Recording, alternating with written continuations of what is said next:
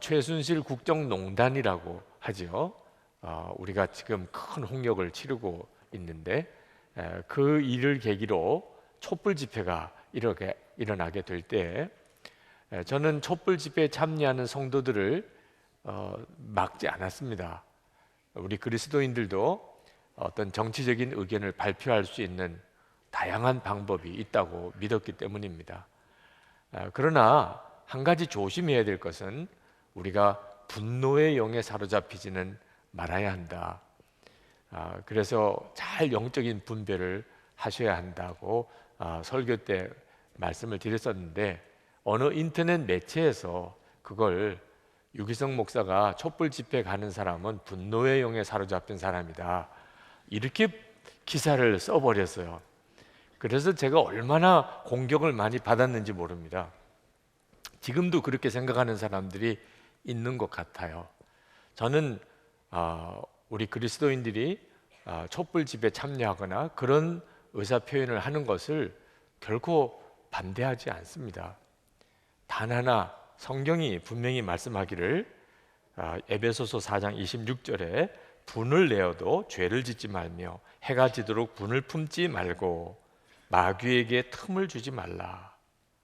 야고보서 1장 20절에 사람이 성내는 것이 하나님의 의를 이루지 못함이라. 이 말씀에 의지해서 기독교인들은 달라야 한다는 거죠. 그런 말씀을 전했었어요. 사실 그때가 저희들이 40일 릴레이 금식 기도를 했습니다. 저는 저희들이 나라를 위해서 기도하면서 특별히 우리가 분노의 영에 사로잡히지 않아야 되겠다고 기도했기 때문에 촛불 집회가 아주 성숙한 집회로 잘 진행이 됐다고 그렇게 개인적으로는 고백을 합니다. 지금도 우리는 또 한 번의 40일 연속 금식 기도회를 하고 있습니다.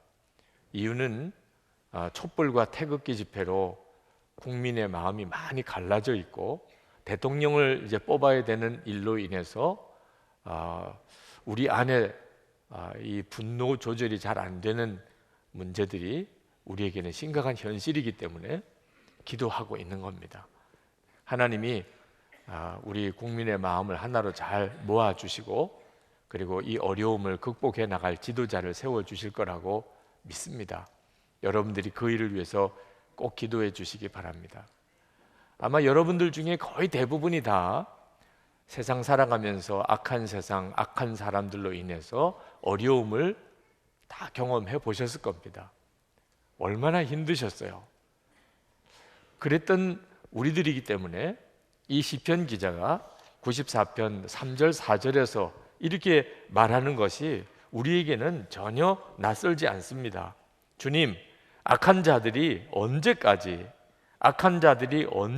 승전가를 부르게 하시겠습니까? 악한 자들이 거만하게 말하며 그들이 모두 다 거드름을 피웁니다. 주님, 그들이 주님의 백성을 짓밟으며 주님의 택하신 민족을 괴롭힙니다. 우리도 살아가는 동안에 악한 자들을 만나고 그들로 인해서 상처를 받는 일이 많지요. 그러니까 우리도 이런 하나님 앞에 탄식, 고발을 하나님 앞에 올려드리게도 됩니다. 그런데 여러분, 정말 조심해야 될 것은 우리가 마음이 상하는 것을 조심해야 합니다. 악한 세상에서 악한 사람들로부터 어떤 피해를 당하고 공격을 당하다 보면 우리도 모르게 마음이 상해버립니다. 마음이 상해버리면 그러면 자꾸 말이 불평과 원망과 부정적인 말, 비판하는 말, 공격적인 말이 나옵니다. 결국은 내 속에 있는 그대로 나오는 거예요. 여러분, 이것은 정말 두려운 일입니다. 세상이 너무너무 악하고 악한 사람도 참 많지만 그러나 우리는 무엇보다도 우리 마음을 지켜야 합니다. 20살 혜성처럼 나타난 미국 뉴욕 발레단의 천재 무용수였던 월터 패트릭 비쉐가 자기 아파트에서 죽어 발견이 되었습니다. 사인은 약물 과다 복용이었습니다. 그 장례식 때 어느 한 여인이 울부짖으면서 통곡을 했습니다. 얘야, 너를 죽인 것은 바로 이 엄이구나. 너희 아버지가 갑자기 소리 지르고 물건을 집어 던지고 욕설을 퍼부을 때 그것이 내 마음에 얼마나 상처가 되었는지 너를 때리고 욕설을 퍼부었구나. 알고 보면 내 아버지도 내 할머니의 희생자란다. 내가 화가 나고 짜증난다고 그렇게 너에게 욕설을 하고 때리지만 않았더라면 내가 이렇게 슬픈 인생을 살지는 않았을 텐데 몸부림치고 통곡했습니다. 이 뷰시의 어머니 패트리샤는 교회학교 교사이기도 했고 성가대 대원이기도 했습니다. 참 경건한 크리스천이었습니다. 그러나 그가 결혼을 하고 남편이 폭력적인 남편이었습니다. 그 남편으로부터 받은 상처와 아픔으로 인해서 마음이 상해 있었습니다. 아이가 뭘 조금이라도 잘못하면 감정 조절을 하지 못하고 물건을 집어 던지고 때리고 폭행하고 욕을 하고 아이에게 폭발했습니다. 직장에서 스트레스 받고 힘들고 어려울 때 자기 신세 한탄하면서 아무 잘못도 없는 애에게 욕을 퍼붓고 그리고 매질을 할 때가 여러 번 있었습니다.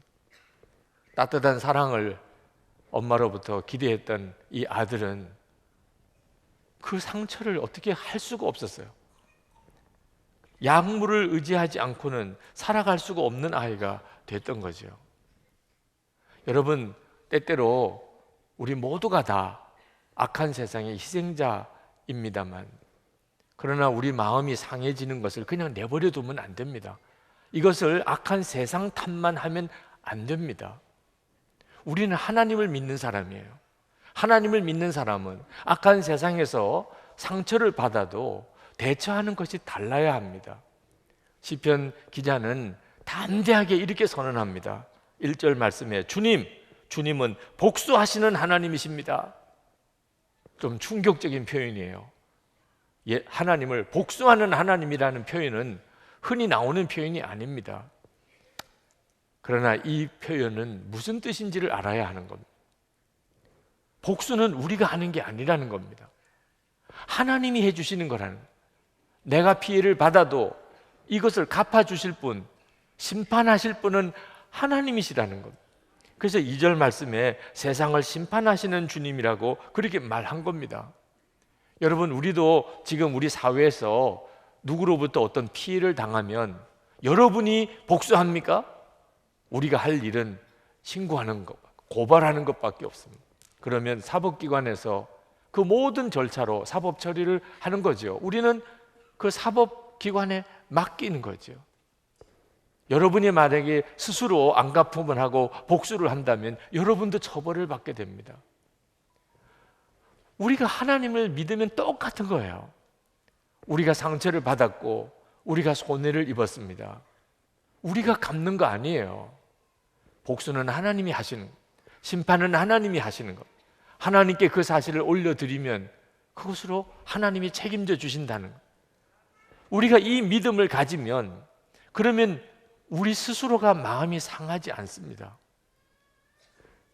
하나님 안 믿는 사람들, 심판하시는 하나님을 믿지 않는 사람들, 그러니까 그들이 악하게 하는 거죠. 하나님을 믿으면 그렇게 할 수가 없습니다. 6절 7절에 그들은 과부와 나그네를 죽이고 고아를 살해하며 주가 못 본다, 야곱의 하나님을 생각지도 못한다 하고 말합니다. 하나님을 안 믿는 사람들이 실제로 우리 주변에 많습니다. 그러나 여러분,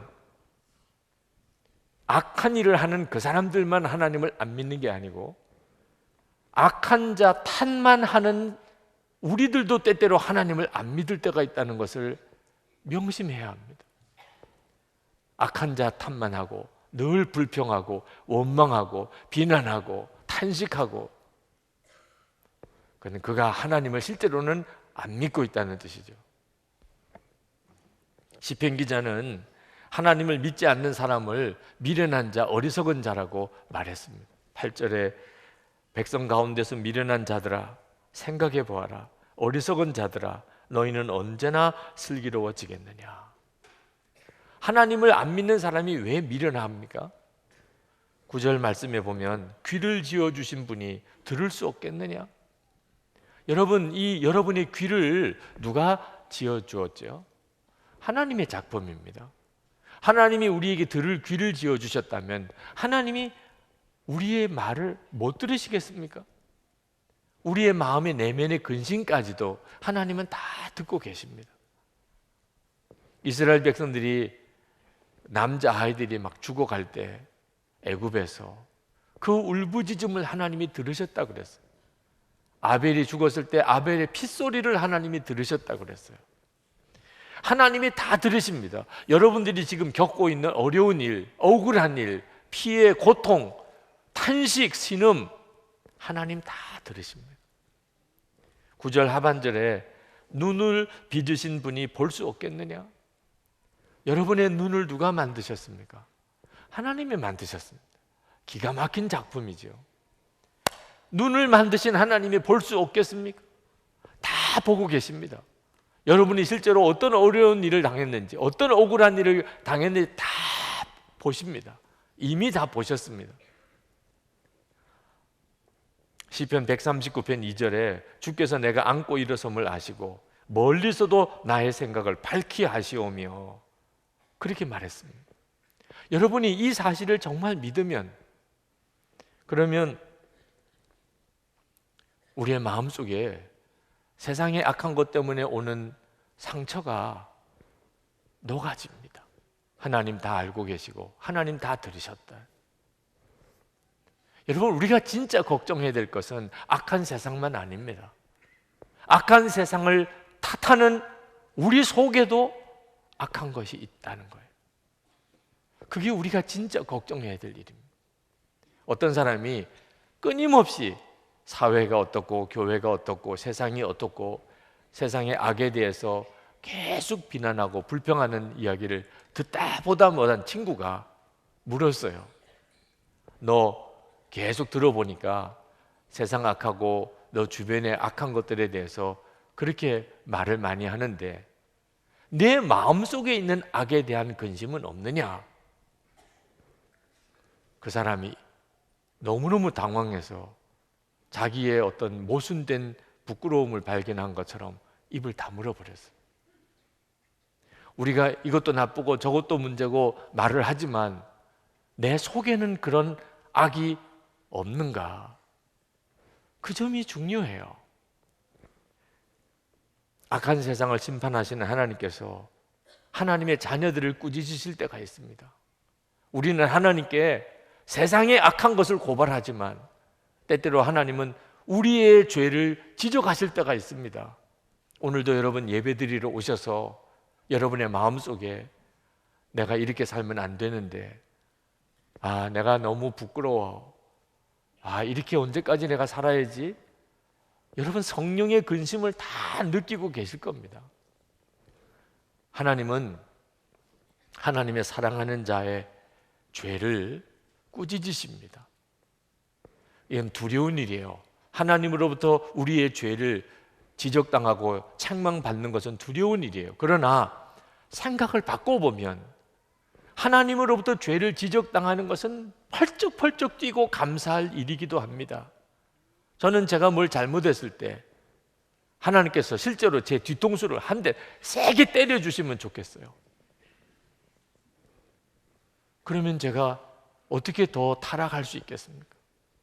실제로 제가 뭘 잘못했을 때, 정신 못 차릴 때 하나님이 실제로 제게 때려주실 수만 있다면, 하나님이 그렇게 하지 않으시는 것이 때때로 두려워요. 목사로서 교회가 성장하지 않는 것도 두려운 게 아니고 설교 제대로 못할까 봐 두려운 것도 아닙니다. 진짜 두려운 것은 은밀한 죄 가운데 있는데도 은혜롭게 살지 못하면서도 설교 그럴듯하게 할 수 있는, 교회가 성장할 수 있다는, 너무너무 부끄럽게 살면서도 신방 가서는 천사처럼 말할 수 있다는, 상담할 때 천사처럼 상담할 수 있다는, 이게 너무너무 두려워요. 하나님 앞에 섰을 때 그때 다 드러나잖아요. 하나님께서 여러분들의 죄를 책망하신다는 건, 그걸 깨달아 알아들었다는 건, 이건 너무너무 감사할 조건입니다. 12절 말씀에 시편 기자는 이렇게 말합니다. 주님께서 꾸짖으시고 주님의 법으로 친히 가르치시는 사람은 복이 많은 사람입니다. 여러분, 이 말씀을 명심하셔야 돼요. 그는 아직도 영이 살아있다는 뜻입니다. 주님으로부터 꾸짖음을 받을 수 있다. 그걸 깨닫는 사람은 그 영혼이 아직 살아있다는 거죠. 진짜 문제는 전혀 그걸 모르는 사람이죠. 우리가 아무리 악해도, 또 세상이 아무리 악해도 하나님은 우리를 외면하지 않으십니다. 14절에 보면 주님께서는 주님의 백성을 외면하지 않으시며 주님이 소유하신 백성을 버리지 않으실 것입니다. 저는 탕자의 이야기를 읽으면서 참 은혜를 많이 받았던 적이 있습니다. 그건 아버지가 돌아온 탕자를 위해서 송아지를 잡아서 잔치를 해준 이유예요. 누가복음 15장에서는 이렇게 말합니다. 누가복음 15장 24절에 내 아들은 죽었다가 다시 살아났으며 내가 잃었다가 다시 얻었노라. 27절에 당신의 아버지가 건강한 그를 다시 맞아들이게 됨으로 인하여 살진 송아지를 잡았나이다. 아버지 입장에서 보면 이 탕자가 지은 죄가 한두 가지가 아닙니다. 그 탕자를 꼴도 보기 싫다고 내어 쫓을 수도 있어요. 수도 없는 죄를 지었어요. 그런데 아버지는 탕자가 지었던 그 많은 죄 다 보지 않고 돌아온 거 죽었다가 다시 살아났어요. 잃어버렸다가 다시 얻었어요. 그거 하나, 건강한 몸으로 돌아온 거, 그거 하나 가지고 잔치를 벌였어요. 아, 하나님은 이렇게 하신 하나님이시구나. 하나님은 우리의 죄와 잘한 것을 이렇게 저울질해 보시다가 죄가 더 많으면 우리를 벌하시고 잘한 게 많으면 우리에게 상 주시는 하나님 아닙니다. 그럴 수도 없어요. 우리가 지은 죄는 셀 수도 없어요. 그런데 하나님은 그런 우리를 보시고 그래도 은혜 베풀 수 있는 게 하나라도 있다면 그 하나를 보고 우리에게 은혜를 베푸시는 하나님이시구나. 그러니까 저도 구원을 받은 거예요. 여러분들도 구원을 받은 거예요. 하나님은 여러분들을 보시고 왜 은혜를 베푸십니까? 그래도 오늘 예배드리러 하나님 앞에 나온 거, 하나님은 어떻든지 은혜 베풀 게 뭐가 있나, 그걸 더 중요하게 보시고 수많은 죄를 다 모른 척 하신다. 이 세상을 왜 하나님이, 이 악한 세상을, 저 악한 사람들을 왜 그냥 내버려 두십니까? 똑같아요. 하나님의 눈에 아직도 은혜 베풀 게 하나라도 있으면 하나님은 기다리세요. 하나님은 그 하나 가지고 은혜를 베푸세요. 이 세상이 아무리 악해도 여전히 철없는 어린애들이 얼마나 많습니까? 여전히 구원을 갈망하고 예수를 믿는 이들이 우리 주변에 얼마나 많아요. 하나님이 이 악한 세상을 몰라서 그냥 두시는 게 아닙니다. 여전히 은혜 베풀 것이 있으니까 하나님이 은혜를 베풀고 있는 것이고, 우리들에게도 그렇게 세상을 보라는 거예요. 우리가 이 험하고 악한 세상 가운데서 고난을 당합니다. 의인은 고난을 당해요. 그런데도 하나님이 그냥 내버려 두시는 또 하나의 이유가 있는데, 그것은 고난이 우리에게 유익할 수 있기 때문입니다. 만약에 고난이 우리에게 유익하지 않다면 하나님은 고난을 내버려 두실 이유가 없지요. 그러나 고난이 우리에게 주는 유익이 있어요. 시편 119편 67절에 고난당하기 전에는 내가 그릇 행하였더니 이제는 주의 말씀을 지키나이다. 71절에 고난당한 것이 내게 유익이라, 이로 인하여 내가 주의 율례를 배우게 되었나이다. 이 고백할 수 있는 분이 오늘 이 자리에 얼마나 많이 있습니까? 고난을 당했었기 때문에 내 영혼이 살았어요. 고난 때문에 내가 믿음이 자랐어요. 도종환 시인의 시 중에 사람은 누구나 꽃이다 라는 시가 있는데, 그 중에 한 부분입니다. 한 개의 과일이 결실을 이루기까지 비바람에 시달리는 날들도 많았지만 그 비와 바람과 햇빛을 받으며 익어온 날들을 잊어서는 안 되는 것이다. 꽃 한 송이도 지치고 힘든 날들이 많았지만 그 하루하루가 쌓여 아름다운 꽃을 피운 것이다. 사과나무도 밤나무도 그렇게 가을까지 온 것이며 곽꽃도 들국화도 코스모스도 다 그렇게 꽃핀 것이다. 우리의 삶의 열매는 편안하고 좋은 일만 있어서 맺어진 거 아닙니다. 때때로는 눈물 펑펑 쏟고 어떤 때는 꼭 죽을 것 같은 어려움을 지나오면서 우리의 삶의 열매가 맺어진 거잖아요. 그러니 악한 세상 탓만 하면 안 됩니다. 세월호 참사가 일어난 지 3년이 지났습니다. 이제야 그 세월호가 인양이 됐습니다. 대통령 탄핵도 되고 세월호 인양도 됐고 이제야 세월호의 진상이 아마 밝혀지게 될 것 같습니다.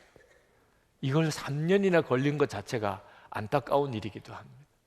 그러나 하여튼 이제는 세월호 참사의 원인이 무엇이었는지 여러 가지 설이 많지만 이제 밝혀지겠죠.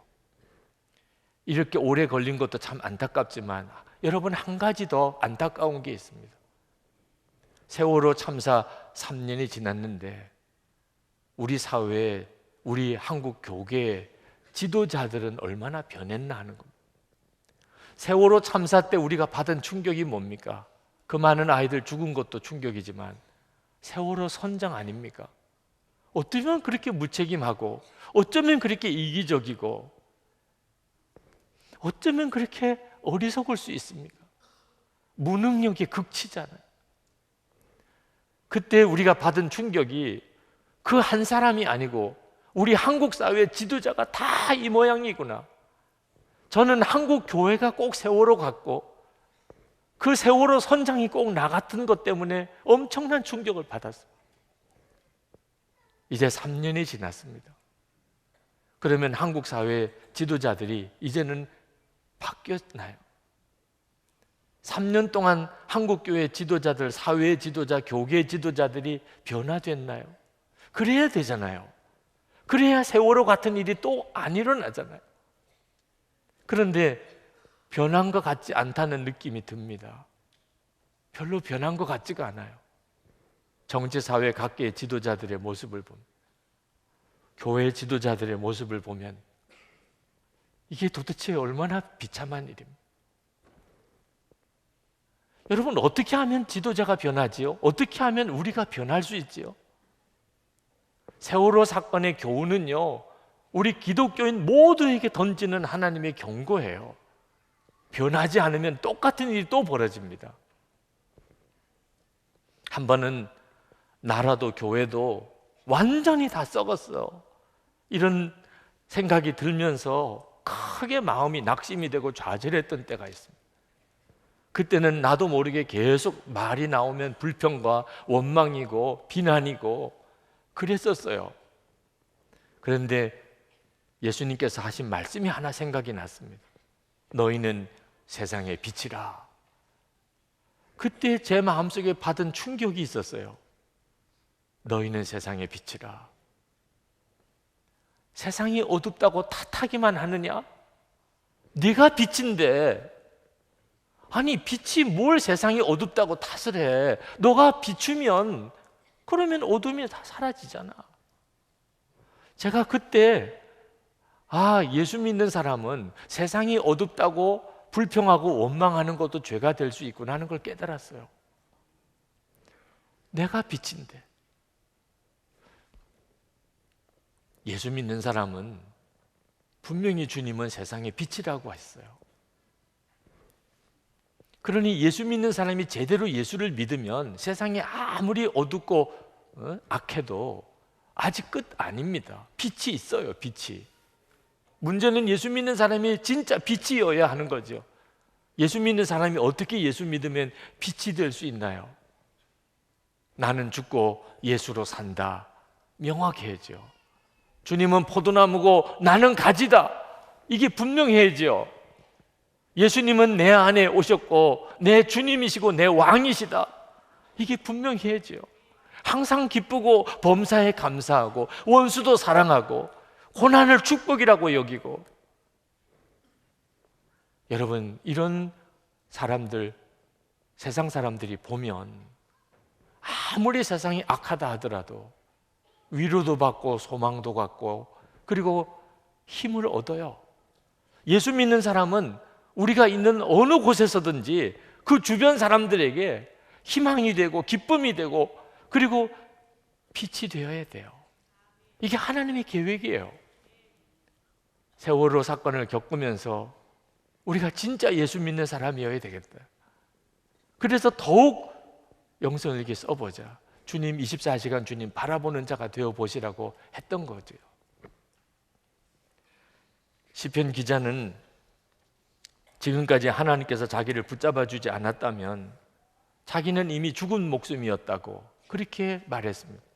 17절에 주님께서 나를 돕지 아니하셨다면 내 목숨은 벌써 적막한 곳으로 가버렸을 것이다. 여러분, 여러분의 고백 아닙니까? 하나님이 나를 지금까지 지켜주지 않았다면 벌써 죽을 몸 아닙니까? 여러분, 그랬던 지난 세월 여러분에게는 없었습니까? 내가 지금 여기에 있는 것은 하나님이 지켜주신 것이구나. 만약에 그게 사실이라면 이제부터도 하나님이 나를 지켜주실 게 분명하잖아요. 18절 말씀에 주님, 내가 미끄러진다고 생각할 때에는 주님의 사랑이 나를 붙듭니다. 19절에 내 마음이 번거로울 때에는 주님의 위로가 나를 달래줍니다. 여러분, 세상만 악한 세상만 전부가 아닙니다. 우리를 붙잡아 주시고 지켜주시는 하나님이 계십니다. 여러분이 그 사실을 확신해야 돼요. 이게 하나님 믿는 사람이잖아요. 22절, 23절에 주님은 나의 요새, 나의 하나님은 내가 피할 반석이시다. 그들의 죄를 그들에게 물으시며 그 악함을 벌하셔서 그들을 없애버리실 것이다. 주 우리 하나님께서 그들을 없애버리실 것이다. 여러분 중에 오늘 말씀을 마무리하는 시간에 목사님, 저도 그런 하나님 만나고 싶어요. 저도 진짜 그런 하나님 좀 만나고 싶다고. 세상에서 너무 상처받고 좌절하고 그저 그냥 나오는 말은 불평과 원망밖에 안 되는 이 마음이 무너진 가운데 나도 나를 끝까지 지키시는 하나님, 심판하신 하나님 좀 만나고 싶은데 왜 내게는 안 만나 주시죠? 그런 분이 혹 계십니까? 바깥에 나가서 여러분 태양을 한번 보세요. 태양을 맨눈으로 볼 수 있겠습니까? 그러면 눈 다 상하지요. 하나님이 만드신 태양 하나도 맨눈으로는 못 보는 거거든요. 하물며 하나님이 어떻게 우리가 하나님을 눈으로 본다고만 본 겁니까? 우리는 하나님 볼 수 있는 사람이 못 됩니다. 그러나 하나님께서 우리에게 하나님을 분명히 알게 해주세요. 그게 믿음입니다. 믿음으로 하나님을 보게 해주세요. 믿음으로 하나님을 만나게 해주신다고. 여러분이 하나님을 보지 못해서 낙심합니까? 얼마든지 여러분의 믿음의 눈으로 하나님 볼 수 있어요. 어려서 이 홍역으로 뇌 손상을 입어서 전신이 마비가 되고 할 수 있는 것은 눈 깜빡거리는 거, 그걸로 의사 표현을, 귀로 소리를 듣는 기능밖에는 없었던 미즈노 겐조라고 하는 일본 성도가 있습니다. 그분이 시인이에요. 시를 썼습니다. 눈 깜빡이는 것, 그 신호로. 그가 썼던 시 중에 그렇지는 않아 라는 시가 있습니다. 걸어가는 사람은 나 혼자, 그렇지는 않아, 그렇지는 않아. 나의 연약함을 아시는 주님이 나와 함께 걸어가신다. 고민을 하는 사람은 나 혼자, 그렇지는 않아, 그렇지는 않아. 나의 연약함을 아시는 주님이 나와 함께 고뇌하신다. 기도 드리는 사람은 나 혼자, 그렇지는 않아, 그렇지는 않아. 나의 소원을 아시는 주님이 나와 함께 기도하신다. 여러분, 아무것도 할 수 없는 눈만 깜빡거릴 수 있는 이 미즈노 겐조도 주님이 나와 함께 계신다고 그렇게 믿을 수 있다면 우리는 더 말할 것도 없잖아요. 혹시 마음 상한 분, 마음이 도무지 회복이 안 되시는 분, 오늘 이 자리에 계십니까? 악한 세상 탓만 하지 맙시다. 하나님을 바라봅시다. 진짜 하나님을 믿읍시다. 그게 사는 길이에요. 오늘 여러분과 함께 같이 찬양을 먼저 하고 그리고 같이 기도했으면 좋겠습니다. 우리 다 일어나셔서 주만 바라볼지다. 주의 인자한 귀로써 언제나 너에게 기울이시고 너의 작은 신음에도 응답하시니 어느 곳에 있든지 주를 향하고 주만 바라볼지라. 우리 찬양을 하고 같이 기도하겠습니다.